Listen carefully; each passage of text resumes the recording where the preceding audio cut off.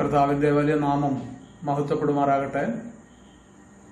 ഈ നിലയിൽ കോട്ടയം സഭ നടത്തുന്ന ഈ ഓൺലൈൻ ദൈവവചന പഠനത്തിലേക്ക് എനിക്കും ജോയിൻ ചെയ്യുവാനും ശുശ്രൂഷ ചെയ്യുവാനും ഒരവസരം ലഭിച്ചതോർത്ത് ഞാൻ ദൈവത്തിന് സ്തോത്രം ചെയ്യുന്നു. നമ്മൾ ഒരുമിച്ച് ചിന്തിക്കുവാനായിട്ട് ആഗ്രഹിക്കുന്ന വിഷയം യൂദായുടെ ലേഖനത്തിലെ അതിവിശുദ്ധ വിശ്വാസം എന്നതാണ്. അതിവിശുദ്ധ വിശ്വാസം എന്നുള്ളത് അതിവിശുദ്ധ ഉപദേശമാണ് എന്ന് നമുക്കറിയാം.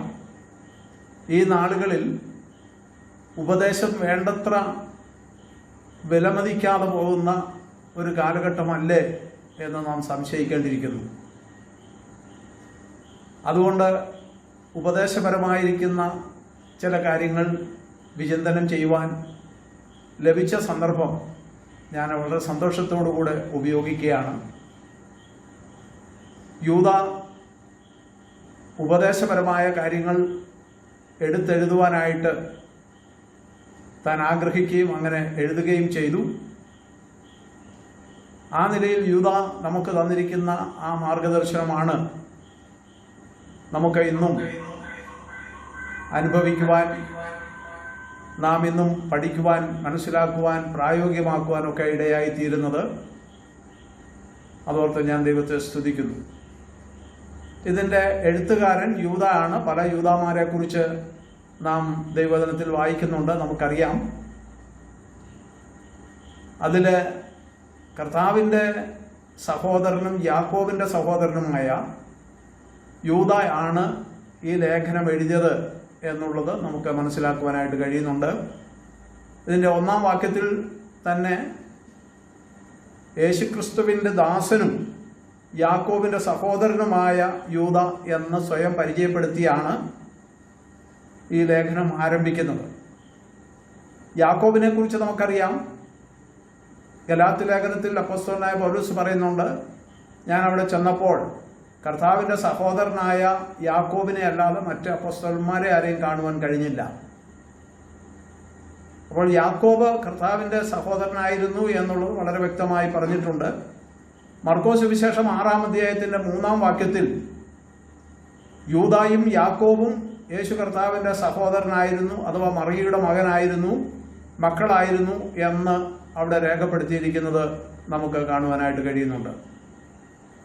യാക്കോബിനെ കുറിച്ച് നാം ചിന്തിക്കുമ്പോൾ യാക്കോബ് അപ്പോസ്തലപ്രവൃത്തി 15-ാം അധ്യായത്തിൻ്റെ 13-ാം വാക്യത്തിൽ യെരുശലേം സഭയിലെ വളരെ ഉത്തരവാദിത്തപ്പെട്ട ഒരു സഹോദരനായിരുന്നു.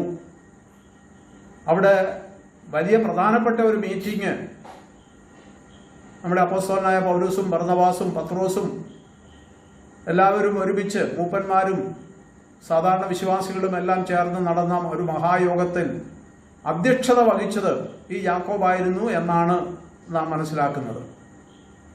മാത്രമല്ല ഗലാത്യ ലേഖനം 2-ാം അധ്യായത്തിൻ്റെ 9-ാം വാക്യത്തിൽ പത്രോസിനോടും യോഹന്നാനോടും ചേർത്ത് തൂണുകളായി എണ്ണപ്പെട്ട സഹോദരന്മാരെന്ന് പറഞ്ഞിരിക്കുന്നതിൽ യാക്കോബും ഉണ്ട്. അങ്ങനെയുള്ള യാക്കോബിൻ്റെ സഹോദരനാണ് ഈ ലേഖനം എഴുതിയ യൂദ എന്ന് നമുക്കറിയാം. ഒരിക്കൽ ഒരു ദൈവദാസൻ വളരെ തമാശയായിട്ടാണ് ഇങ്ങനെ പറയുകയുണ്ടായി, ആ യൂദ കെട്ടുഞാന്ന് ചാകുന്നതിന് മുമ്പ് നമുക്കിങ്ങനെ ഒരു ലേഖനം എഴുതി തന്നിട്ടാണ് പോയത്. തമാശയായിട്ടാണ് പറഞ്ഞതെങ്കിലും നമുക്ക് മനസ്സിലാക്കുവാൻ കഴിയുന്നത്, സാധാരണ നാം യൂദ എന്ന് പറയുമ്പോൾ ഇസ്കരിയോത്താവ് യൂദായാണ് നമ്മുടെ മനസ്സിലേക്ക് പെട്ടെന്ന് വരുന്നത്. ആ ഇസ്കരിയോത്താവ് യൂദാവല്ല ഈ ലേഖനം എഴുതിയത്. കർത്താവിൻ്റെ സഹോദരനും യാക്കോബിൻ്റെ സഹോദരനുമായ യൂദ ആണ് എന്ന് നമുക്ക് മനസ്സിലാക്കുവാനായിട്ട് സാധിക്കും. ഈ ലേഖനം യൂദ എഴുതിയത് ആർക്കാണ് എന്നുള്ളത് ഇതിൻ്റെ പ്രാരംഭ വാക്യത്തിൽ 1-ാം വാക്യത്തിൽ തന്നെ രേഖപ്പെടുത്തിയിട്ടുണ്ട്. രക്ഷിക്കപ്പെട്ട ദൈവജനത്തിനാണ് യൂദ ഈ ലേഖനം എഴുതിയിരിക്കുന്നത്. രക്ഷിക്കപ്പെട്ടു എന്ന് പറഞ്ഞാൽ അവിടെ 3 കാര്യങ്ങൾ അവരെ ഉദ്ദേശിച്ച് അപ്പോസ്തലൻ പറയുന്നുണ്ട്. ഒന്ന്, പിതാവായ ദൈവത്തിൽ സ്നേഹിക്കപ്പെട്ടിരിക്കുന്നവൻ, യേശുക്രിസ്തുവിനായി സൂക്ഷിക്കപ്പെട്ടിരിക്കുന്നവൻ, വിളിക്കപ്പെട്ടിരിക്കുന്നവൻ. അപ്പോൾ ദൈവത്താൽ സ്നേഹിക്കപ്പെട്ടവരാണ്, അവർക്കാണ് ഈ ലേഖനം എഴുതുന്നത്. സ്നേഹം പ്രായോഗികമായി അനുഭവിച്ചിട്ടുള്ളവരാണ് ദൈവത്താൽ സ്നേഹിക്കപ്പെട്ടവർ എന്ന് പറഞ്ഞാൽ, നമ്മെ സംബന്ധിച്ചിടത്തോളം നമ്മൾ ദൈവസ്നേഹം പ്രായോഗികമായി അനുഭവിക്കുന്നവരാണ്, അനുഭവിച്ചിട്ടുള്ളവരാണ്. നാം കർത്താവായ യേശുവിനെ രക്ഷകനും കർത്താവുമായി സ്വീകരിച്ചപ്പോൾ നമുക്ക് ആ ദിവ്യ സ്നേഹം അനുഭവമായി തീരുകയായിരുന്നു. അങ്ങനെ അത് പ്രായോഗികമായി നമുക്ക് തീർന്നു. ദൈവജനം പ്രായോഗികമായി ദൈവത്തിൻ്റെ സ്നേഹം അനുഭവിച്ചവരാണ്. അങ്ങനെയുള്ളവരെക്കാണ് യൂദാ ഈ ലേഖനം എഴുതുന്നത്, അഥവാ രക്ഷിക്കപ്പെട്ട ദൈവജനത്തിനാണ്. പിന്നീട് നാം അവിടെ കാണുന്നത് ശുദ്ധീകരിക്കപ്പെട്ടവർ എന്നൊരു പ്രയോഗമാണ്. മലയാളത്തിൽ ആ പ്രയോഗമില്ല, എന്നാൽ ഇംഗ്ലീഷിലും മറ്റും ശുദ്ധീകരിക്കപ്പെട്ടവർ എന്നാണ് ദൈവത്താൽ സ്നേഹിക്കപ്പെട്ടവർ എന്നുള്ളതിന് പകരമായിട്ട് നാം കാണുന്നത്. ശുദ്ധീകരണം പ്രാപിച്ചവർക്കാണ് യൂദാ ഈ ലേഖനം എഴുതുന്നത്. നമുക്കറിയാം, ശുദ്ധീകരണം കൂടാതെ ദൈവത്തെ കാണുവാൻ കഴിയുകയില്ല എന്ന് എബ്രായ ലേഖനം 12-ാം അധ്യായത്തിൽ നാം വായിക്കുന്നുണ്ട്. ശുദ്ധീകരണം കൂടാതെ ദൈവത്തെ കാണാൻ കഴിയുകയില്ല, അഥവാ രക്ഷിക്കപ്പെടാൻ കഴിയുകയില്ല.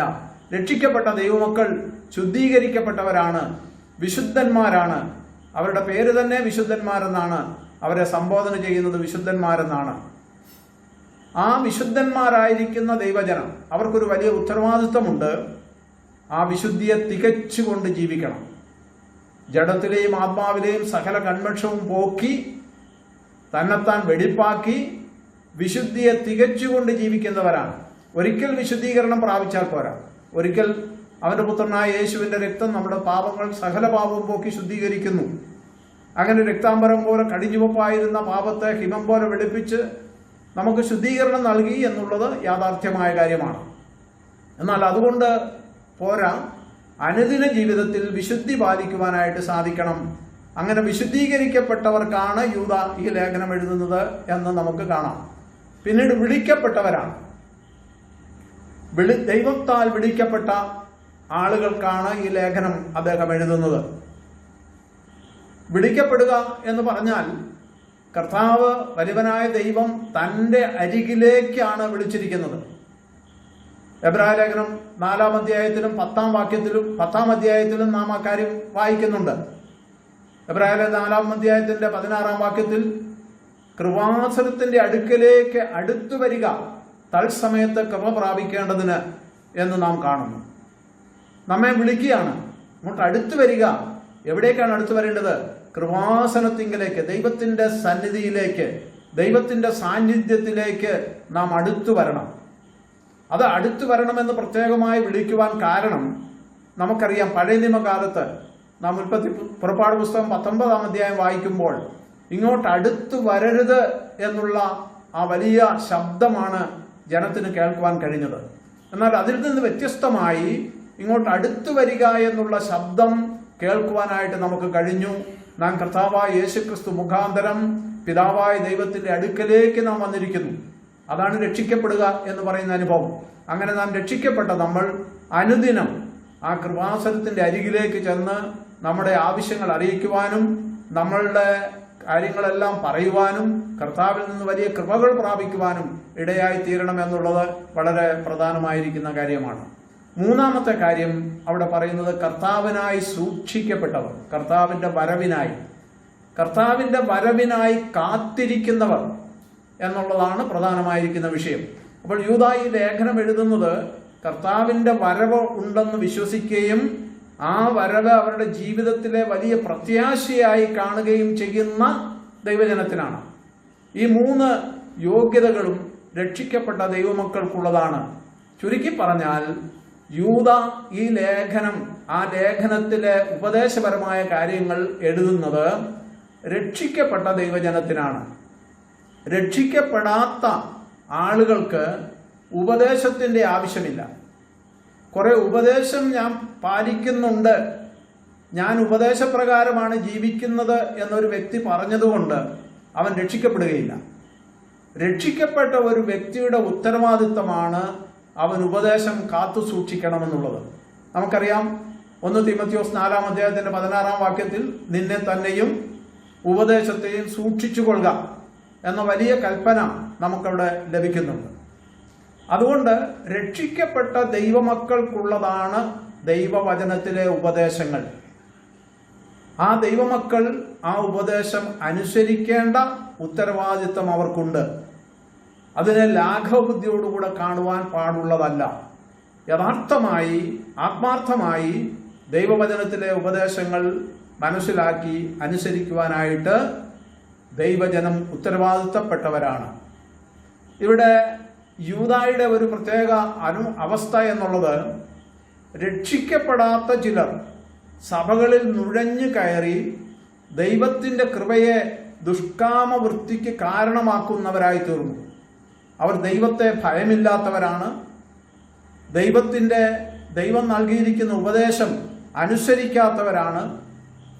അങ്ങനെയുള്ള ആളുകൾ നിമിത്തം ദൈവജനം സൂക്ഷ്മതയുള്ളവരായിരിക്കണമെന്നും അവരെ അതിവിശുദ്ധ വിശ്വാസത്തെ അഥവാ അതിവിശുദ്ധ ഉപദേശത്തെ അറിയുവാനും അനുസരിക്കുവാനും അതിനുവേണ്ടി പോരാടുവാൻ കഴിയണം എന്നുള്ളതാണ് യൂദ നമ്മെ ഉത്ബോധിപ്പിക്കുന്നത്.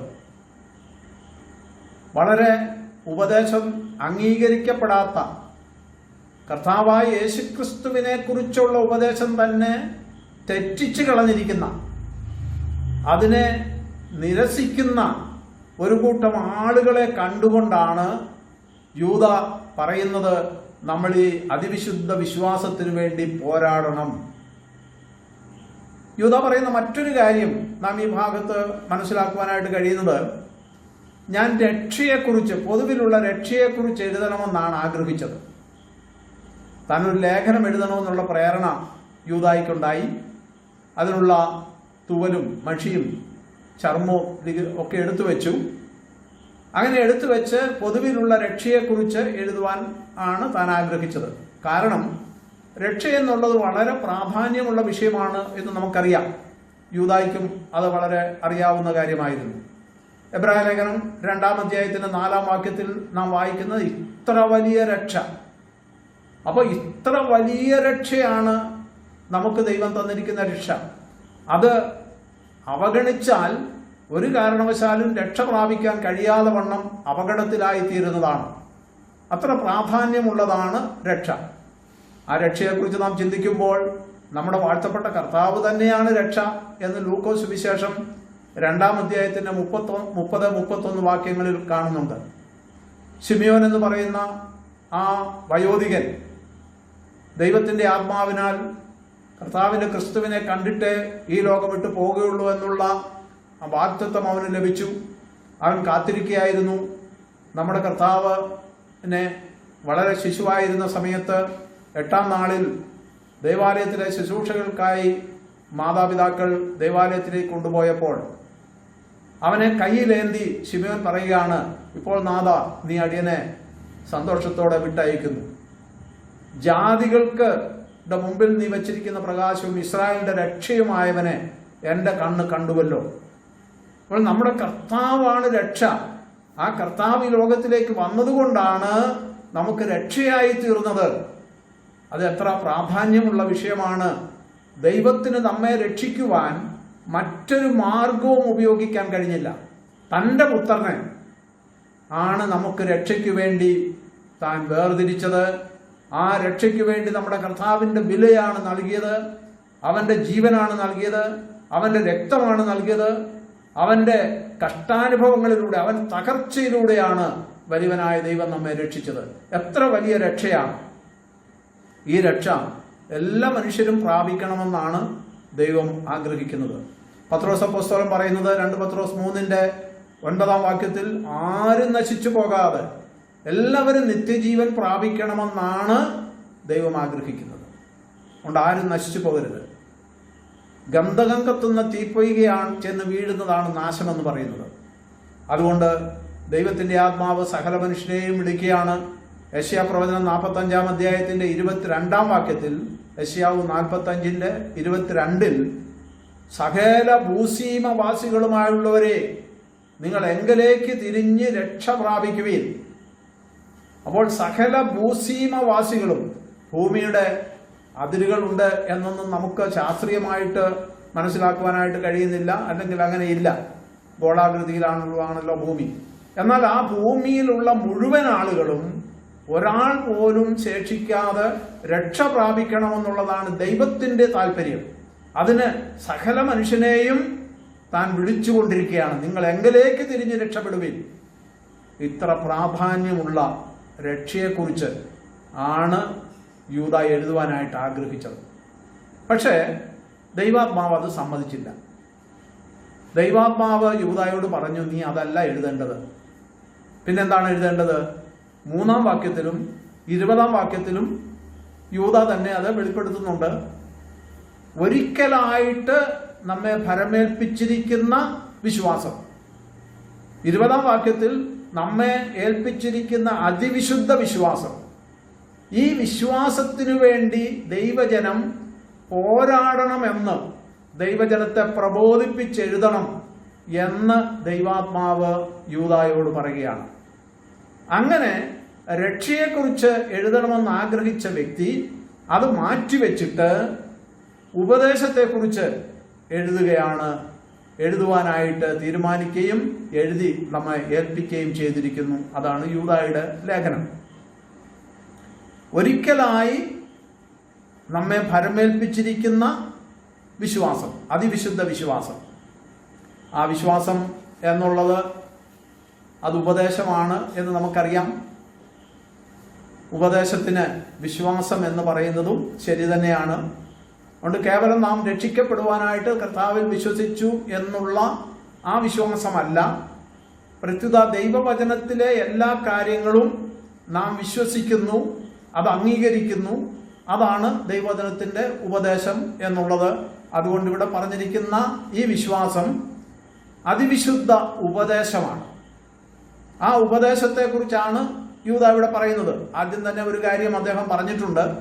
അദ്ദേഹം പറഞ്ഞത് യേശുക്രിസ്തുവിനെ, ഏകനാഥനും നമ്മുടെ കർത്താവുമായ യേശുക്രിസ്തുവിനെ നിഷേധിക്കുന്ന, അപ്പോൾ യേശുക്രിസ്തുവിന്റെ ദൈവത്തെ നിഷേധിക്കുന്ന ആളുകൾ ഉണ്ടായിട്ടുണ്ട്. അതുകൊണ്ട് അതിൽ നിന്ന് വ്യത്യസ്തമായി സത്യ ഉപദേശം പഠിപ്പിക്കുവാനും അതിനുവേണ്ടി പോരാടാനും സാധിക്കണം എന്നതാണ് പ്രധാന വിഷയം. അതുകൊണ്ട് ഇവിടെ ഈ വിശ്വാസം എന്ന് പറഞ്ഞിരിക്കുന്നത് ഉപദേശമാണ് എന്നുള്ളത് നാം മനസ്സിലാക്കുവാനായിട്ട് സാധിക്കേണ്ടത് ആവശ്യമാണ്. ആ ഉപദേശത്തെക്കുറിച്ച്, ദൈവവചനത്തെക്കുറിച്ച് തീമോത്തിയോസിന്റെ 2-ാം ലേഖനം 3-ാം അധ്യായത്തിന്റെ 16-ഉം 17-ഉം വാക്യങ്ങളിൽ നമുക്ക് കാണുവാനായിട്ട് കഴിയുന്നുണ്ട്. 2 തീമോത്തിയോസ് 3-ന്റെ 16, 17 വാക്യങ്ങൾ. അവിടെ എല്ലാ തിരുവെഴുത്തും ദൈവശ്വാസീയമാകയാൽ ദൈവത്തിന്റെ മനുഷ്യൻ തികഞ്ഞവനായി തീരണം, സൽഗുണപൂർണനായി തീരണം. അവൻ ശാസനത്തിന്, ഗുണീകരണത്തിന്, നീതിയിലെ അഭ്യാസത്തിന് ഉതകുന്ന ദൈവവചനം അവൻ പഠിക്കണം, മനസ്സിലാക്കണം. ആ പഠിച്ചതിൽ അവൻ ഉറച്ചു നിൽക്കണം. ഇവിടെ ഉപദേശം, ശാസന, ഗുണീകരണം, നീതിയിലെ അഭ്യസനം, ഇങ്ങനെയുള്ള അനേക കാര്യങ്ങളാണ് ദൈവവചനത്തിലെ ഉപദേശങ്ങളിൽ നിന്ന് നമുക്ക് പ്രാപിക്കുവാനായിട്ട് കഴിയേണ്ടത്. ഇതിൽ അത്യാവശ്യമെന്ന് തോന്നിയ ചില ഉപദേശങ്ങളെയാണ് യൂദ തൻ്റെ ഈ ലേഖനത്തിൽ ഉൾക്കൊള്ളിച്ചിരിക്കുന്നത്. വളരെ ചുരുക്കം ചില കാര്യങ്ങൾ മാത്രമാണ്. എല്ലാ ഉപദേശങ്ങളെക്കുറിച്ചും യൂദ ഇവിടെ പരിഗണിക്കുന്നില്ല. അവൻ ചില പ്രത്യേക ഉപദേശ വിഷയങ്ങൾ, ആ ഉപദേശ വിഷയങ്ങൾ വരികൾക്കിടയിലൂടെയും നേരിട്ടും നമുക്ക് ഈ യൂദായുടെ ലേഖനത്തിൽ കാണുവാനായിട്ട് സാധിക്കുന്നുണ്ട്. ഓരോ വിശ്വാസിയും ഒരിക്കലായിട്ട് ലഭിച്ച വിശ്വാസത്തിനായി അഥവാ ഉപദേശത്തിനായി പോരാടണമെന്ന പ്രബോധനം യൂദ നൽകിക്കൊണ്ടാണ് അത് ആരംഭിക്കുന്നത്. എല്ലാ വിശ്വാസികളും ഉപദേശം അറിയണം, അത് പ്രായോഗികമാക്കണം, അങ്ങനെ അതിനുവേണ്ടി പോരാടണം. അതുകൊണ്ട് ആത്മീയ വർധന വരണം, പരിശുദ്ധാത്മാവിന്റെ സഹായം അതിന് ലഭിക്കണം, അതിനായി പ്രാർത്ഥിക്കണം, സൂക്ഷ്മതയുള്ളവരായി ജീവിക്കണം, ഇത്രയും കാര്യങ്ങൾ ഈ 3ഉം 5ഉം വാക്യങ്ങളിൽ 3ഉം 20ഉം വാക്യങ്ങളിൽ നിന്ന് നമുക്ക് മനസ്സിലാക്കുവാനായിട്ട് സാധിക്കുന്നുണ്ട്. ഇനിയും ഈ ഉപദേശത്തെക്കുറിച്ച് സംശയമുള്ള ചില ആളുകൾ, അതെന്താ പറഞ്ഞിരിക്കുന്നത്, എങ്ങനെയാണ് എന്നുള്ളത് വ്യക്തമായി അറിയാതെ സംശയിക്കുന്ന ചില ആളുകളുണ്ട്. അവരെ സംബന്ധിച്ച് യൂദ ആഗ്രഹിക്കുന്നത് അവർക്കത് പറഞ്ഞു കൊടുക്കണം, അവരെ പഠിപ്പിക്കണം, ശരിയായ ഉപദേശം പഠിപ്പിക്കണം, എന്നിട്ട് അവരോട് കരുണ കാണിക്കണം, അവരെ തീയിൽ നിന്ന് വലിച്ചെടുത്ത് രക്ഷിക്കണം. ഇങ്ങനെ പ്രായോഗിക ക്രിസ്തീയ ജീവിതവും ഉപദേശവും കണക്കിലെടുക്കാതെ ദൈവത്തെ ഭയമില്ലാതെ ജീവിക്കുന്ന ആളുകളെ ദൈവത്തിൻ്റെ വചനം അവർക്ക് പറഞ്ഞുകൊടുത്ത് രക്ഷയുടെ വചനവും രക്ഷിക്കപ്പെട്ടാൽ ദൈവവചനത്തിലെ ഉപദേശങ്ങളും പഠിപ്പിച്ച് അവരെ തികഞ്ഞവരാക്കി നിർത്തുവാൻ ഇടയാകണം എന്നുള്ളതാണ് യൂദ നമ്മെ ഉത്ബോധിപ്പിക്കുന്നത്, നമ്മെ പ്രബോധിപ്പിക്കുന്നത്, നമ്മെ ഏൽപ്പിച്ചിരിക്കുന്നത്. അതാണ് ഉദാഹരണ സഹിതം പറഞ്ഞിരിക്കുന്ന 4 കാര്യങ്ങളാണ് ഇവിടെ നാം ഈ പഠനഭാഗത്ത് നാം പരിഗണിക്കുന്നത്. യൂദ വളരെ ഉദാഹരണത്തോടുകൂടെ പറഞ്ഞിരിക്കുന്ന 4 കാര്യങ്ങളാണ്. ആ 4 കാര്യങ്ങൾ നമുക്ക് നമ്മുടെ പഠനത്തിൽ 4 ആഴ്ചകളാണ് നമ്മുടെ മുമ്പിലുള്ളത്. ആ 4 ആഴ്ചകൾ കൊണ്ട് ആ 4 പ്രത്യേകമായ വിഷയങ്ങൾ നമുക്ക് പഠിക്കാം എന്നാണ് താല്പര്യപ്പെടുന്നത്. ഒന്നാമത്തേത്, ഒരിക്കലായി നമുക്ക് ലഭിച്ചിരിക്കുന്ന ഭരമേൽപ്പിക്കപ്പെട്ടിരിക്കുന്ന ഉപദേശം എന്ന വിഷയം തന്നെയാണ് ഒന്നാമതായിട്ട് നാം പരിഗണിക്കുന്നത്. രണ്ടാമതായിട്ട് നമുക്ക് പരിഗണിക്കുവാനുള്ളത് ദുരുപദേശം നുഴഞ്ഞു കയറി വരുന്നു എന്നുള്ളതാണ്. മൂന്നാമത് ദുരുപദേശത്തിന് വരുന്ന ശിക്ഷാവിധി എന്നുള്ള വിഷയമാണ്. നാലാമത്തേത് അപ്പോസ്തലന്മാര് നമ്മളെ ഏൽപ്പിച്ചിരിക്കുന്ന അതിപരിശുദ്ധ വിശ്വാസം, അത് അറിയുകയും ഓർക്കുകയും മുറുകെ പിടിക്കുകയും പ്രായോഗികമാക്കുകയും ചെയ്യണം എന്നുള്ളതാണ്. ആ നിലയിൽ ഒന്നാമത്തെ കാര്യം, ഒരിക്കലായി നമ്മെ ഭരമേൽപ്പിച്ചിരിക്കുന്ന അതിവിശുദ്ധ വിശ്വാസം. 3-ാം വാക്യവും 20-ാം വാക്യവും നമുക്കതിന് ഉപോത്ബലകമായിട്ടുണ്ട്. ഈ ഒരിക്കലായിട്ട് നമ്മെ ഭരമേൽപ്പിച്ചിരിക്കുന്നു എന്ന് പറയുമ്പോൾ ഒരിക്കൽ എന്നേക്കുമായി നമുക്ക് ലഭിച്ചിരിക്കുന്നു എന്നാണ് അതിൻ്റെ അർത്ഥം. ഒരിക്കൽ എന്നേക്കുമായി നമുക്ക് ലഭിച്ചിരിക്കുന്നു. വിശുദ്ധ വേദപുസ്തകം നമുക്ക് ഒരിക്കലായിട്ട് ലഭിച്ചിരിക്കുന്നതാണ്. ഒരിക്കൽ എന്നേക്കുമായി ലഭിച്ചിരിക്കുന്നതാണ് വിശുദ്ധ വേദപുസ്തകം. അത് മാറ്റിയും മറിച്ചും വീണ്ടും വീണ്ടും നൽകുന്ന പുസ്തകമല്ല. ആ പുസ്തകത്തിലെ ഉപദേശമല്ല ദൈവം നമ്മെ ഏൽപ്പിച്ചിരിക്കുന്നത്. ചില ആളുകളെ സംബന്ധിച്ചിടത്തോളം ദൈവവചനം പൂർണ്ണമല്ല, ഈ വേദപുസ്തകം പൂർണ്ണമല്ല എന്ന് ചിന്തിക്കുന്നവരുണ്ട്. അവര് പലരും പറയുന്നത് അന്യഭാഷ, പ്രവചനം, ദർശനം ഇവയിലൂടെയെല്ലാം ഇന്നും ദൈവം മനുഷ്യനോട് സംസാരിച്ചുകൊണ്ടിരിക്കുന്നുണ്ട്. അതുകൊണ്ട് അങ്ങനെ ഇന്ന് ഈ കാര്യങ്ങളിലൂടെ, അന്യഭാഷയിലൂടെയും പ്രവചനപരത്തിലൂടെയും ദർശനങ്ങളിലൂടെയും ഒക്കെ കിട്ടുന്ന കാര്യങ്ങൾ ദൈവവചനമായി അംഗീകരിക്കാം എന്നുള്ളതാണ് അവരുടെ വാദം. പക്ഷേ ദൗർഭാഗ്യവശാൽ ഇവരിതിങ്ങനെ പുലമ്പുന്നു എന്നുള്ളതല്ലാതെ അവരുടെ ആരുടെയും വേദപുസ്തകത്തിൽ ഞാൻ കണ്ട ദർശനമാണ്, എനിക്ക് അന്യഭാഷയിലൂടെ കിട്ടിയ ഉപദേശമാണ്, പ്രവചനത്തിലൂടെ കിട്ടിയ ഉപദേശമാണ് എന്ന് പറഞ്ഞ് കൂട്ടിച്ചേർക്കാറില്ല, കൂട്ടിച്ചേർത്തിട്ടില്ല ഇന്നുവരെ. എന്തുകൊണ്ടാണ് എന്ന് നമുക്കറിയാം. അവർക്ക് തന്നെ അറിയാം അത് ദൈവവചനമല്ല, ദൈവവചനത്തിലെ ഉപദേശവുമല്ല. അത് കേവലം ഉപരിപ്ലവമായിരിക്കുന്ന, അവരുടെ വികാരപരമായിരിക്കുന്ന പ്രത്യേക സാഹചര്യത്തിൽ എന്തൊക്കെയോ പറയുകയോ ചെയ്യുകയോ കാണുകയോ ഒക്കെ ചെയ്തതാണ് എന്ന് എല്ലാവർക്കും അറിയാവുന്ന കാര്യമാണ്. വചനം വളരെ വ്യക്തമായി പറഞ്ഞിരിക്കുന്ന ഒരു കാര്യം, അംശമായിട്ട് മാത്രമാണ് നാം അറിഞ്ഞുകൊണ്ടിരുന്നത്. അഥവാ ക്രിസ്തീയ സഭയുടെ ആരംഭകാലത്ത് ദൈവവചനം നിലവിലില്ലാതിരുന്നപ്പോൾ അംശമായി മാത്രം അവരറിഞ്ഞു, അംശമായി മാത്രം പ്രവചിച്ചു. എന്നിട്ട് ദൈവാത്മാവ് പറഞ്ഞു, പൂർണ്ണമായത് വരുമ്പോൾ ഈ അംശമായത് നീങ്ങിപ്പോകും. 1 കൊരിന്ത്യർ 13 അധ്യായത്തിന്റെ 9 വാക്യം. 1 കൊരിന്ത്യർ 13 അധ്യായത്തിന്റെ 9 വാക്യം. ഭാഷാപരത്തിലൂടെയും പ്രവചനപരത്തിലൂടെയും ജ്ഞാനപരത്തിലൂടെയും അംശമായി ദൈവവചനത്തിലെ ഉപദേശങ്ങൾ ലഭിച്ചു വന്നു. അത് പൂർണ്ണമായി കഴിഞ്ഞപ്പോൾ അംശമായി കിട്ടിക്കൊണ്ടിരുന്ന വരങ്ങൾ നിന്നുപോകും എന്ന് പറഞ്ഞു. അത് നിന്നുപോയി. അത് നമുക്ക് വളരെ വ്യക്തമായി കാണുവാനായിട്ട് സാധിക്കുന്നുണ്ട്. അതുകൊണ്ട് വിശുദ്ധ വേദപുസ്തകം പൂർണ്ണമാണ്, അതിലെ ഉപദേശം പൂർണ്ണമാണ്. ഇനിയും നമ്മളൊരു പുതിയ ഉപദേശത്തിന് വേണ്ടി കാത്തിരിക്കേണ്ട ആവശ്യമില്ല. ഏതെങ്കിലും കുറുക്കു വഴിയിലൂടെയോ ചെറിയ ചെറിയ രീതികളിലൂടെയോ നമുക്ക് ദൈവവചനത്തിലെ ഉപദേശം ലഭിക്കുന്നില്ല. ഒരിക്കലായി എന്നേക്കുമായി നമുക്ക് ലഭിച്ചിരിക്കുന്ന പൂർണ്ണമായ ഉപദേശമാണ് ദൈവവചനത്തിലുള്ളത്.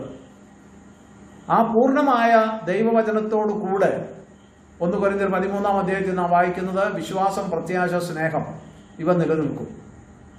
വചനം പൂർണ്ണമായി ലഭിച്ചു കഴിഞ്ഞപ്പോൾ അംശമായ ഭാഷാപരവും പ്രവചനപരവും ജ്ഞാനപരവും നീങ്ങിപ്പോയപ്പോഴും നിലനിൽക്കുന്നത് വിശ്വാസം, പ്രത്യാശ, സ്നേഹമാണ്. ഇത് സ്വർഗത്തിലല്ല നമുക്ക് ആവശ്യം, ഈ ഭൂമിയിൽ തന്നെയാണ്.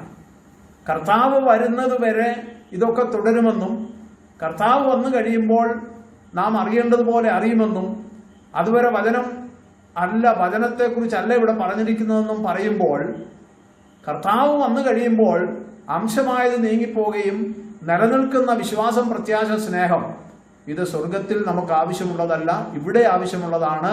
വിശ്വാസം എന്നതോ ആശിക്കുന്നതിൻ്റെ ഉറപ്പും കാണാത്ത കാര്യങ്ങളുടെ നിശ്ചയമാണ്. അതുകൊണ്ട് ആ നിലയിൽ ദൈവവചനത്തെ വേണ്ട വിധത്തിൽ മനസ്സിലാക്കാൻ കഴിയാതെ കർത്താവിൻ്റെ വരവാണ് പൂർണ്ണമായത് എന്ന് പറഞ്ഞ് ഉപദേശം പൂർണ്ണമായിട്ട് അംഗീകരിക്കാൻ കഴിയാതിരിക്കുന്ന ഒരു നല്ല കൂട്ടം ആളുകളുണ്ട്. നമ്മെ സംബന്ധിച്ച് അങ്ങനെ ആയിരിക്കരുത്. ദൈവവചനം പൂർണ്ണമായി നമുക്ക് ലഭിച്ചിരിക്കുകയാണ്.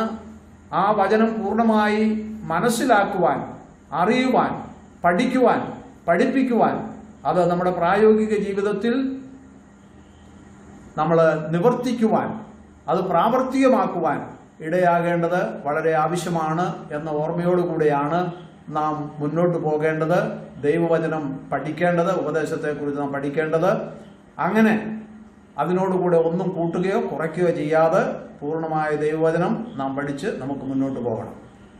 ഈ പൂർണ്ണമായി ഒരിക്കലായി നമുക്ക് ലഭിച്ചിരിക്കുന്ന ഉപദേശം എന്നുള്ളതിൽ 3 കാര്യങ്ങൾ നമുക്ക് അതിനോട് ബന്ധപ്പെട്ട് ചിന്തിക്കാനായിട്ടുണ്ട്. 3 കാര്യങ്ങൾ. ഒന്നാമത്തേത്, നമ്മെ പഠിപ്പിച്ച ഉപദേശ രൂപം. റോമാലേഖനം 6 അധ്യായത്തിന്റെ 17 വാക്യമാണ്. റോമാലേഖനം 6 അധ്യായത്തിന്റെ 17 വാക്യം. നമ്മെ പഠിപ്പിച്ച ഉപദേശ രൂപം. നമ്മെ ദൈവത്തിന്റെ ആത്മാവ് ഉപദേശം പഠിപ്പിച്ചിട്ടുണ്ട്. ആ ഉപദേശത്തിന് ഒരു രൂപമുണ്ട്. ആ ഉപദേശ രൂപം എന്ന് പറയുന്നത് അത് പാറ്റേൺ ആണ്, അത് മാതൃകയാണ്. ഉപദേശത്തിന്റെ മാതൃക വലിയവനായ ദൈവം നമുക്ക് കാണിച്ചു തന്നിരിക്കുന്നു. സമാഗമന കൂടാരം പണിയുവാനായിട്ട് മോശയ്ക്ക് ദൈവം സ്വർഗത്തിലുള്ളതിന്റെ രൂപരേഖ കാണിച്ചു കൊടുത്തു, മാതൃക, പാറ്റേൺ കാണിച്ചു കൊടുത്തിട്ട് ഇതുപോലെ നീ ഉണ്ടാക്കണമെന്നാണ് പറഞ്ഞത്. ഇതുപോലെ ഒരു ഉപദേശ രൂപം, ഉപദേശത്തിന്റെ പാറ്റേൺ വലിയവനായ ദൈവം നമുക്ക് കാണിച്ചു തന്നിട്ട് പറയുകയാണ്, നീ ഉപദേശം ഇതുപോലെ അംഗീകരിക്കണം, ഇതുപോലെ അനുസരിക്കണം, ഉപദേശത്തിന് വേണ്ടി പോരാടണം. രണ്ടാമത്തെ കാര്യം ജീവിതവും ഉപദേശവും എന്നുള്ളതാണ്.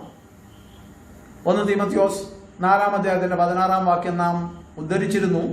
നിന്നെ തന്നെയും ഉപദേശത്തെയും സൂക്ഷിച്ചു കൊള്ളുക.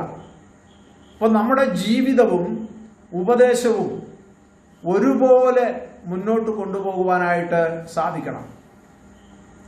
ഒരിക്കലും ഉപദേശം മതി ജീവിതം വേണ്ട, അല്ല ജീവിതം മതി ഉപദേശം വേണ്ട എന്ന് പറയുവാനായിട്ട് സാധ്യമല്ല. അത് പാടില്ല. പലരും ഇന്ന് ഉപദേശത്തിന് വലിയ പ്രാധാന്യം നൽകുന്നില്ല, ജീവിതത്തിന് പ്രാധാന്യം നൽകുന്നുണ്ട്. നമ്മൾ നന്നായിട്ട് ജീവിക്കണം, പക്ഷെ ഉപദേശം എങ്ങനെയായിരുന്നാലും കുഴപ്പമില്ല. ഉപദേശം അവർ പറയുമ്പോൾ അവർക്ക് ഒരുപാട് മാനദണ്ഡങ്ങളുണ്ട്. അതിൽ മാനുഷികമായ പരിഗണന, മാനുഷിക സഹതാപം എല്ലാം കണക്കിലെടുത്താണ്. അങ്ങനെ മനുഷ്യന് ഇഷ്ടമുള്ളത്, മനുഷ്യനെ ചേർത്ത് പിടിച്ച് നിർത്തുവാൻ കഴിയുന്നത്, അങ്ങനെയാണ് ഉപദേശം പഠിക്കുവാനും പഠിപ്പിക്കുവാനും ആഗ്രഹിക്കുന്നത്. ചില ആളുകൾ, പ്രത്യേകിച്ച് സമുദായക്കാരായിരിക്കുന്ന ആളുകളാണ്, ഉപദേശം അവർക്ക് വേണ്ട. അവർ നന്നായി ജീവിക്കുന്നവരാണ്, ജീവിക്കണമെന്ന് പഠിപ്പിക്കുന്നവരാണ്, ജീവിക്കാൻ ആഗ്രഹിക്കുന്നവരാണ്. പക്ഷെ ഇത് രണ്ടുമല്ല വചനം പറയുന്നത്. നിന്നെ തന്നെ, നിന്റെ ജീവിതത്തെയും ഉപദേശത്തെയും നീ സൂക്ഷിക്കണം. ഒരു പക്ഷിയുടെ 2 ചിറകുകൾ പോലെ വളരെ പ്രാധാന്യമുള്ള 2 കാര്യങ്ങളാണ് നമ്മോട് ബന്ധപ്പെട്ടുള്ള 2 കാര്യങ്ങളാണ് നമ്മുടെ ജീവിതവും നമ്മളുടെ ഉപദേശവും. ആ ജീവിത ഉപദേശവും അതനുസരിച്ച് നാം ജീവിക്കുവാൻ കഴിയണം. യാക്കോബ് പറയുന്നത് അങ്ങനെ തന്നെയാണ്. നിനക്ക് വിശ്വാസമുണ്ടെന്ന് പറയുന്നു, നിനക്ക് പ്രവൃത്തിയില്ല. അങ്ങനെ പലപ്പോഴും നമ്മൾ ആയിത്തീരാറുണ്ട്. അല്ലെ, പ്രവൃത്തിയുണ്ട് ഉപദേശമില്ല എന്ന് പറയുന്ന സ്ഥിതി നമുക്ക് കാണുവാൻ കഴിയുന്നുണ്ട്. എന്നാൽ അത് രണ്ടുമല്ല, ഉപദേശവും ജീവിതവും വേണം എന്നുള്ളത് വളരെ പ്രധാനമായിരിക്കുന്ന വിഷയമാണ്. മൂന്നാമത്തേത് ഉപദേശത്തിൽ നിലനിൽക്കണം എന്നുള്ളതാണ്. 2 തീമോഥെയോസ് 3-ാം അധ്യായത്തിന്റെ 14-15 വാക്യങ്ങളിൽ നാം അത് കാണുന്നുണ്ട്. നാം ഉപദേശത്തിൽ നിലനിൽക്കണം. നാം പഠിച്ചും നിശ്ചയം പ്രാപിച്ചും ഇരിക്കുന്നതിൽ നിലനിൽക്കുവാനായിട്ട് സാധിക്കണം. ചിലരെ സംബന്ധിച്ചിടത്തോളം ഉപദേശത്തെക്കുറിച്ച് പറഞ്ഞിരിക്കുന്നത് ഉപദേശം പറഞ്ഞ ആളുകളെ അകറ്റിക്കളയുകയാണ്. ശരിയാണ്, സഭയിലൊക്കെ ഉള്ള സഹോദരന്മാര് തെറ്റായിരിക്കുന്ന കാര്യങ്ങളിൽ ഏർപ്പെടുമ്പോൾ അവരെ ആ കാര്യം പറഞ്ഞ് ബോധ്യപ്പെടുത്തുകയും അവർ ചെയ്ത തെറ്റുകളുടെ മാനദണ്ഡം അനുസരിച്ച് അവരെ കൂട്ടായ്മയിൽ നിന്ന് മാറ്റി നിർത്തുകയും ഒക്കെ ചെയ്യുന്ന അച്ചടക്ക നടപടികൾ സഭകൾക്കുണ്ട്. ദൈവവചനത്തിൽ അത് വളരെ വ്യക്തമായി നമ്മോട് ആവശ്യപ്പെട്ടിട്ടുള്ള കാര്യമാണ് അച്ചടക്ക നടപടി. അങ്ങനെ ഒരു വ്യക്തിയെ കൂട്ടായ്മയിൽ നിന്ന് മാറ്റി നിർത്തേണ്ടി വരുമ്പോൾ ചിലരെങ്കിലും പറയുന്നത് അതിൻ്റെ ആവശ്യമില്ല, നമ്മൾ അവരെ ചേർത്ത് നിർത്തണം, അവരെ നാം തള്ളിക്കളയരുത്, അവരെ കൂട്ടായ്മയിൽ നിന്ന് മാറ്റി നിർത്താൻ പാടില്ല, അവരെ ഉപദേശിച്ച് ഒക്കെ ഒന്ന് നിലനിർത്തിയാൽ മതി. അതുകൊണ്ട് ആ ജീവിത രീതി, അവർ ചെയ്യുന്ന തെറ്റായ കാര്യങ്ങൾ അത് ഉപദേശത്തിന്റെ ലംഘനമാണെങ്കിൽ പോലും അത് നമ്മൾ കണക്കിലെടുക്കണ്ട എന്ന് പറയുന്ന ഉപദേശിക്കുന്ന ഉപദേഷ്ടാക്കന്മാർ ഈ കാലത്തുണ്ട്. ഒരിക്കൽ ഒരു ദൈവദാസൻ എന്നോട് പറയുകയുണ്ടായി, തെറ്റുകളൊക്കെ മനുഷ്യന്റെ സ്വാഭാവികമാണ്, ബലഹീനരാണ് മനുഷ്യൻ. അതുകൊണ്ട് ആ തെറ്റുകളൊന്നും പറഞ്ഞ് അത് ഉപദേശത്തിന് വിരുദ്ധമാണെന്നൊന്നും പറഞ്ഞ് അവരെ മാറ്റി നിർത്തണ്ട, അവരെ ചേർത്ത് നിർത്തണം, അവരെ സ്നേഹിക്കണം. അതാണ് നമ്മൾ ഈ നാളുകളിൽ ചെയ്യേണ്ടത്. അത് ചെയ്യാത്തത് കൊണ്ടാണ് നമ്മുടെ സമൂഹങ്ങളിൽ ആളുകൾ കുറഞ്ഞു പോകുന്നത്. അതുകൊണ്ട് ആളുകളെ ചേർത്ത് പിടിക്കണം, ചേർത്ത് നിർത്തണം. എത്ര ബാലിശമായിരിക്കുന്ന ഒരു ഉപദേശമാണത്. ഉപദേശം പ്രകാരം ജീവിക്കേണ്ട ആളുകൾ അതിന് വിരുദ്ധമായി ജീവിക്കുമ്പോൾ, തെറ്റായ കാര്യങ്ങൾ ചെയ്യുമ്പോൾ, ഉപദേശങ്ങൾ തെറ്റായി പഠിക്കുമ്പോൾ അത് സാരമില്ലെന്ന് പറഞ്ഞ് കണ്ണടച്ചു വിടുകയും അവരെ ചേർത്ത് പിടിക്കുകയും ചെയ്യണമെന്ന് പറയുന്ന ഒരു കാലഘട്ടത്തിലാണ് നാം വന്നിരിക്കുന്നത്. അതുകൊണ്ട് യൂദായെ പോലെ തന്നെ ഈ അതിവിശുദ്ധ വിശ്വാസം മുറുകെ പിടിക്കുവാനും പഠിക്കുവാനും പഠിപ്പിക്കുവാനും അതിനുവേണ്ടി നിലനിൽക്കുവാനും ഇടയായി തീരേണ്ടത് വളരെ ആവശ്യമാണ്. റോമാലേഖനം 6-ാം അധ്യായത്തിൻ്റെ 17-ാം വാക്യം നാം അത് ചിന്തിച്ചതാണ്. ഉപദേശ രൂപത്തെക്കുറിച്ചാണ് അവിടെ പറഞ്ഞിരിക്കുന്നത്. എന്നാൽ അവിടെ പറഞ്ഞിരിക്കുന്ന മറ്റൊരു കാര്യം, ജീവിതത്തിന് മാറ്റം വരും. ഉപദേശ രൂപം നീ മനസ്സിലാക്കുമ്പോൾ നിന്റെ ജീവിതത്തിന് മാറ്റമുണ്ടാകും. ഉപദേശമില്ലെങ്കിൽ ജീവിതമില്ല. വളരെ വ്യക്തമായ ഒരു കാര്യമാണ്. ഉപദേശം എന്തുമാകാം എന്ന് പറഞ്ഞ് പോകുന്നവർക്ക് യഥാർത്ഥ ക്രിസ്തീയ ജീവിതം നയിക്കാൻ പ്രയാസമാണ്. അവർക്ക് വിജയകരമായ ക്രിസ്തീയ ജീവിതം നയിക്കാൻ കഴിയാതെ വരും. അതുകൊണ്ട് ഉപദേശമില്ലെങ്കിൽ ജീവിതമില്ല. അത് നാം മനസ്സിലാക്കണം, വളരെ ആവശ്യമാണ്. എന്നിട്ട് അവരെന്ത് സംഭവിക്കും? എഫേസ്യ ലേഖനം 4-ാം അധ്യായത്തിൻ്റെ 14 മുതൽ 16 വരെയുള്ള വാക്യങ്ങളിൽ പറഞ്ഞിരിക്കുന്ന കാര്യങ്ങൾ. എഫേസ്യർ 4-ന്റെ 14 മുതൽ 16 വരെ അവിടെ പറഞ്ഞിരിക്കുന്നത് എന്താണ്? ഉപദേശത്തിന്റെ കാറ്റിനാൽ അലഴിഞ്ഞുഴകുന്ന ശിശുക്കളായിരിക്കാതെ ക്രിസ്തുവെന്ന തലയോളം വളരുവാനിടയാകണം. അപ്പോൾ ഉപദേശത്തിന്റെ കാറ്റുകൊണ്ട് അങ്ങോട്ടും ഇങ്ങോട്ടും ഉലയുന്നവരായി തീരരുത്. ഉറപ്പുള്ളവരായിരിക്കുവാൻ, ഉപദേശത്തിൽ ഉറപ്പുള്ളവരായിരിക്കുവാൻ. അങ്ങനെയും ആകാം, ഇങ്ങനെയും ആകാം. നീ പറഞ്ഞതും ശരിയാണ്, അവൻ പറഞ്ഞതും ശരിയാണ്, ഞാൻ പറഞ്ഞതും ശരിയാണ് എന്ന് പറയുന്ന മനോഭാവമല്ല നമുക്കുണ്ടാകേണ്ടത്. ശരിയായിരിക്കുന്ന സത്യവചനത്തെ യഥാർത്ഥമായി പ്രസംഗിക്കുവാൻ, യഥാർത്ഥമായി നാം അത് പഠിപ്പിക്കുവാൻ നമുക്കിടയായി തീരേണ്ടത് വളരെ ആവശ്യമാണ്. ആ നിലയിലാണ് നാം ഉപദേശം പഠിക്കുവാൻ ആവശ്യമുള്ളത്. രണ്ടാമത്തെ കാര്യത്തിലേക്ക് നമ്മൾ വരികയാണ്. രണ്ടാമത്തെ കാര്യം ദുരുപദേശത്തിന്റെ നുഴഞ്ഞുകയറ്റം. യൂദ അവിടെ പറയുന്നത്, യേശു കർത്താവിന്റെ ദൈവത്വത്തെ നിഷേധിക്കുന്ന, അഥവാ യേശു കർത്താവിനെ തന്നെ നിഷേധിക്കുന്ന ആളുകൾ നുഴഞ്ഞു കയറി വന്നിരിക്കുന്നു. ആ ദുരുപദേശം നുഴഞ്ഞു കയറി വന്നിരിക്കുന്നു. അതുകൊണ്ട് അതിനെതിരെ നാം നിൽക്കണം, അതിനെതിരെ സംസാരിക്കണം. ഇതാണ് 4-ാം വാക്യത്തിൽ യൂദ എഴുതിയിരിക്കുന്നത്. അത് വളരെ പ്രാധാന്യമുള്ള കാര്യമാണ്. ക്രിസ്ത്യാനിത്വത്തിന്റെ ആരംഭം മുതൽ തന്നെ പല വിധത്തിലുള്ള ദുരുപദേശങ്ങളും സഭയിൽ നുഴഞ്ഞു കയറി വന്നിട്ടുണ്ട്. എത്ര ദാരുണമായിരിക്കുന്ന ഒരു കാര്യമാണ്. പക്ഷേ നമുക്കതിൽ പരിഭവപ്പെടേണ്ട ആവശ്യമില്ല, നിരാശപ്പെടേണ്ട ആവശ്യമില്ല. കാരണം നമ്മുടെ കർത്താവ് പറഞ്ഞു, പാതാള ഗോപുരങ്ങൾ അതിനെ ജയിക്കുകയില്ല.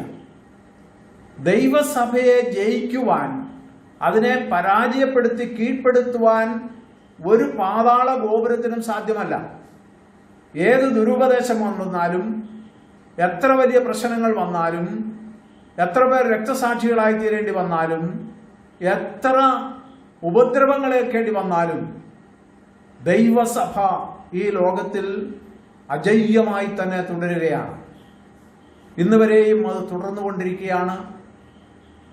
ദൈവസഭയ്ക്ക് പരാജയം ഉണ്ടായിട്ടില്ല. വ്യക്തികൾക്ക് പരാജയം ഉണ്ടായിട്ടുണ്ട്, വ്യക്തികൾ പരാജയപ്പെട്ട് പിന്മാറിപ്പോയിട്ടുണ്ട്. പക്ഷെ ദൈവസഭ പരാജയപ്പെട്ടിട്ടില്ല, പിന്മാറിയിട്ടില്ല. ഇന്നും ജയഘോഷം മുഴക്കി മുന്നേറിക്കൊണ്ടിരിക്കുകയാണ്. അതോർത്ത് നമുക്ക് ദൈവത്തിന് സ്തോത്രം ചെയ്യാം. ഈ ദുരുപദേശങ്ങളിൽ ആദ്യമായിട്ട് ദൈവസഭയിലേക്ക് വന്ന ദുരുപദേശം പൗരോഹിത്യ മേധാവിത്വമാണ്. പൗരോഹിത്യ മേധാവിത്വം. വെളിപ്പാട് പുസ്തകത്തിൽ കർത്താവ് എഫെസോ സഭയോട് പറയുമ്പോൾ, നിന്നെ ശ്ലാഘിക്കുവാനായിട്ട് ഒരു പ്രത്യേക വിഷയമുണ്ട്, നിക്കോലാവിയരുടെ നടപ്പ് നീ പകയ്ക്കുന്നു എന്നൊരു നല്ല കാര്യം നിന്നെക്കുറിച്ച് പറയുവാനുണ്ട്. ഞാനും അവരെ പകയ്ക്കുന്നു, അവരുടെ നടപ്പ് ഞാനും പകയ്ക്കുന്നു എന്ന് കർത്താവ് പറഞ്ഞു. ഈ നിക്കോലാവിയരുടെ ഉപദേശം അല്ലെങ്കിൽ നടപ്പ് എന്ന് പറയുന്നത് അതാണ് പൗരോഹിത്യ മേധാവിത്വം. നിക്കോ എന്ന വാക്കിന് പിടിച്ചെടുക്കുക അഥവാ ജയിക്കുക എന്നാണ് അർത്ഥം. ലോവസ് എന്ന വാക്കിന് ജനം എന്നാണ്. ജനത്തെ പിടിച്ചെടുക്കുന്ന, ജനത്തിന്റെ മേൽ ജയം ഭരിക്കുന്ന, ജനത്തെ നിയന്ത്രിക്കുന്ന ഒരു കൂട്ടം ആളുകളാണ് നിക്കോലാവിയർ എന്നുള്ള പേരിൽ അറിയപ്പെടുന്നത്. അഥവാ പൗരോഹിത്യ മേധാവിത്വം എന്നുള്ളത് അൽമായർ എന്ന് പറഞ്ഞ ഒരു കൂട്ടം ആളുകളെ അവരുടെ കീഴിൽ അടക്കി നിർത്തുകയും അവരുടെ കഴിവും അവരുടെ ധനവും ഒക്കെ സ്വന്തമാക്കുവാനായിട്ട് തന്ത്രങ്ങൾ ഒരുക്കുകയും ചെയ്യുന്ന ഒരു വലിയ കൂട്ടം ആളുകളാണ് ഈ പൗരോഹിത്യ മേധാവിത്വത്തിലുള്ളത്. അത് എപ്പോഴുണ്ട്? കർത്താവ് എഫെസോസ് സഭയ്ക്ക് സന്ദേശം അയക്കുമ്പോൾ ആ കാലഘട്ടത്തിൽ അങ്ങനെയുള്ളവരുണ്ടായിരുന്നു. നമുക്കറിയാം, ആ നാളുകളിൽ മുതൽ ആളുകളെ പലരെയും ബിഷപ്പുമാര് എന്ന് അറിയപ്പെട്ടിരുന്നു. ബിഷപ്പുമാരെന്ന് പറയുന്നത് ശരിയായ അർത്ഥത്തിൽ ഉപയോഗിച്ചാൽ അത് ശരി തന്നെയാണ്. ഓരോ സ്ഥലം സഭകളിലും ഒന്നിലധികം ബിഷപ്പന്മാരുണ്ടായിരിക്കണം. ബിഷപ്പുമാരെന്ന് പറഞ്ഞാൽ അധ്യക്ഷന്മാര് അല്ലെങ്കിൽ ഇടയന്മാര് എന്നാണ് അർത്ഥം. അവർക്കുള്ള ഒരു പേരാണ് ബിഷപ്പന്മാരെന്നുള്ളത്.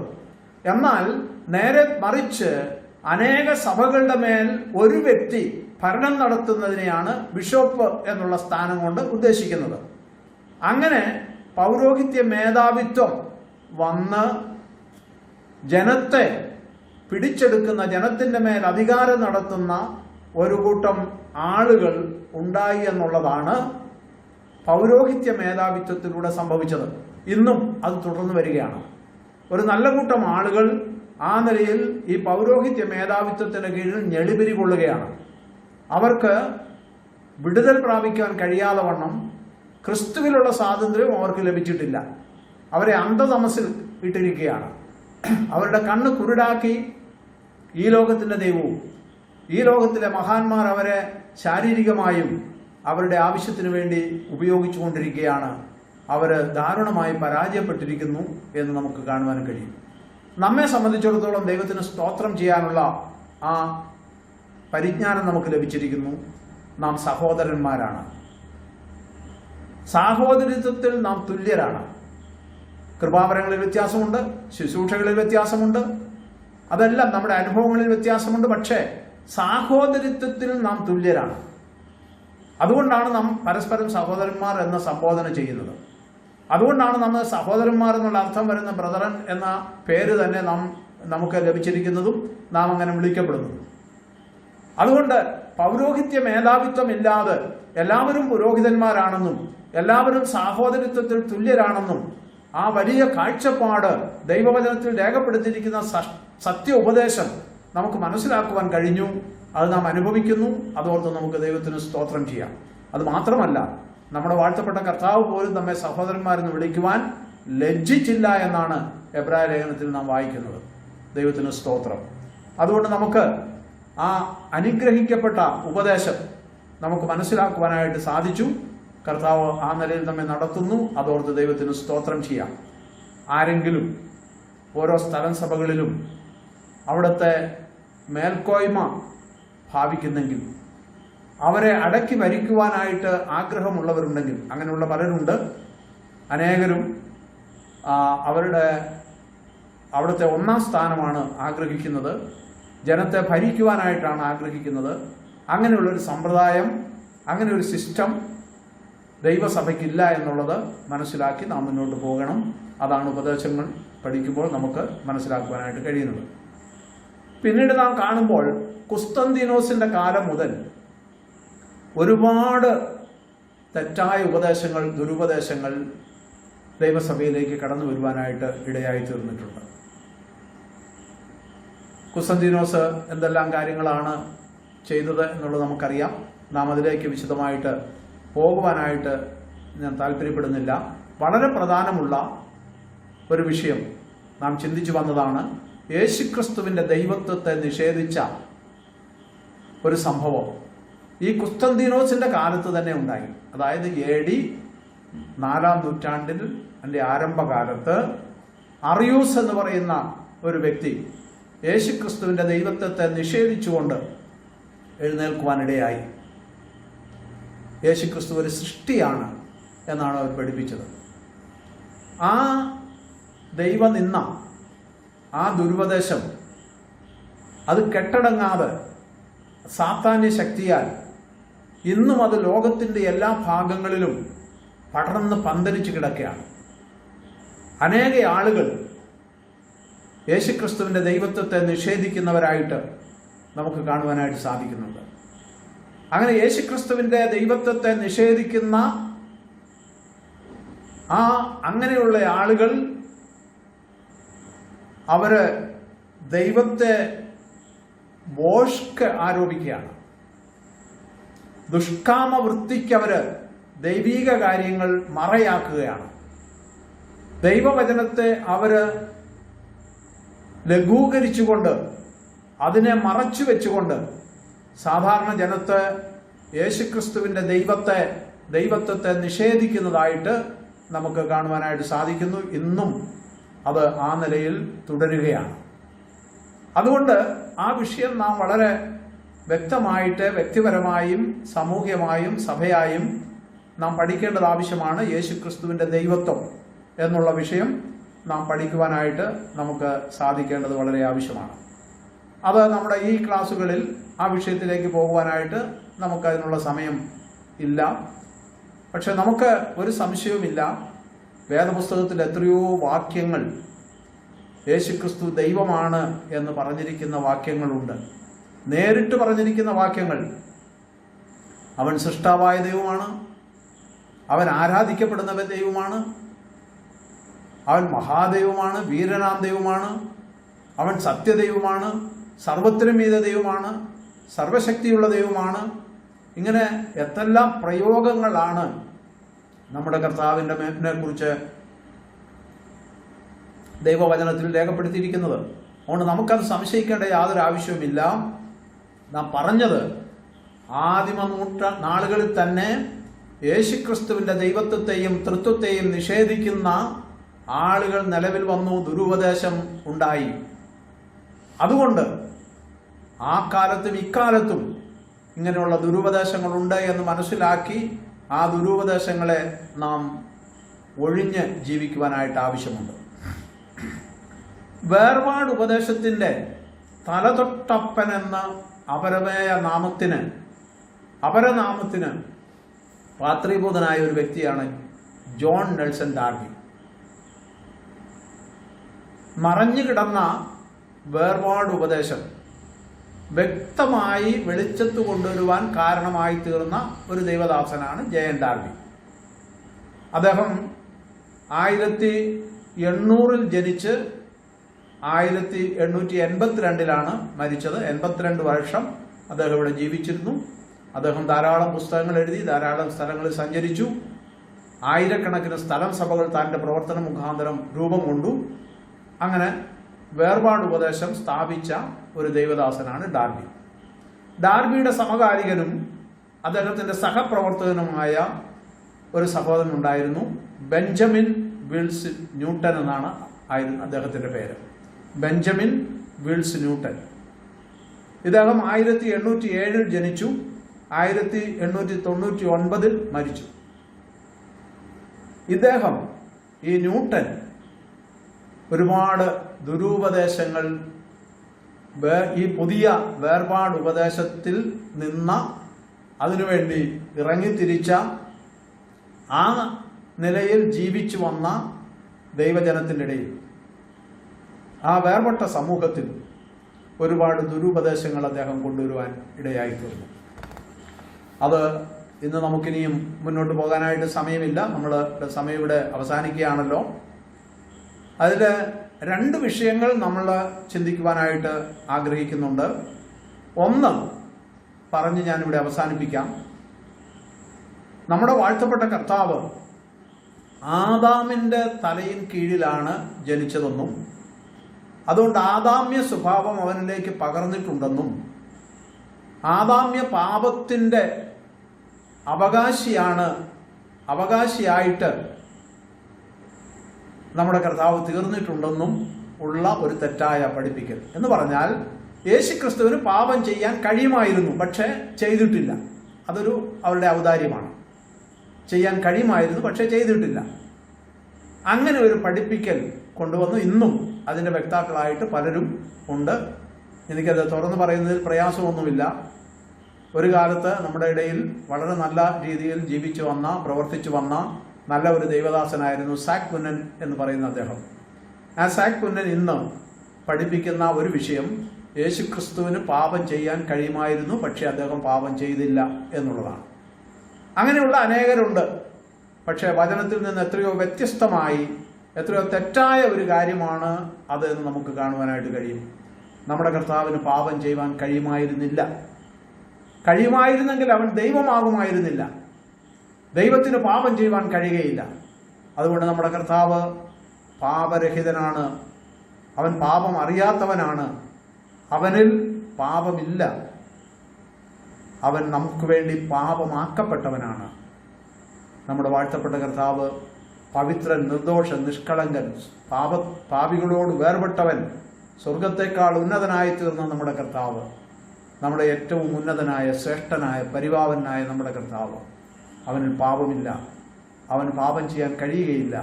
കാരണം അവൻ സർവശക്തനായ ദൈവമാണ്. അവൻ വിശുദ്ധ ദൈവമാണ്. അവൻ സത്യദൈവമാണ്. ആ വലിയവനായ ദൈവത്തെ ഓർത്ത് നമുക്ക് സ്തോത്രം ചെയ്യാം. ആ ദൈവമായ കർത്താവ് നമുക്ക് വേണ്ടി മനുഷ്യനായി തീർന്ന് നമുക്ക് വേണ്ടി കാൽവറി ക്രൂശിൽ പരമയാഗമായി തീരുവാൻ, അവിടെ ചൊരിഞ്ഞ രക്തത്താൽ നമ്മെ ശുദ്ധീകരിച്ച് നമ്മെ വീണ്ടെടുത്ത് ദൈവമക്കളും ദൈവത്തെ സേവിക്കുവാൻ യോഗ്യതയുള്ളവരും ദൈവത്തെ ആരാധിക്കാൻ യോഗ്യതയുള്ള പുരോഹിത ഗണവും ദൈവത്തെ സേവിച്ച് ജീവിക്കുവാൻ വിശുദ്ധ ഉപദേശം പാലിക്കുവാനുള്ള മനസ്സുള്ളവരും കഴിവുള്ളവരുമാക്കി നമ്മെ തീർത്തു. അതോർത്ത് ദൈവത്തെ നമുക്ക് സ്തുതിക്കാം. കർത്താവിൻ്റെ കരങ്ങളിൽ നമ്മെ തന്നെ സമർപ്പിച്ച് മുന്നോട്ട് പോകാം. തുടർന്ന് കർത്താവ് അനുവദിക്കുന്ന സമയം അടുത്ത ആഴ്ചയിൽ ബാക്കി കാര്യങ്ങൾ നമുക്ക് ചിന്തിക്കാം. ദൈവമായ കർത്താവ് നമ്മെ സഹായിക്കുമാറാകട്ടെ.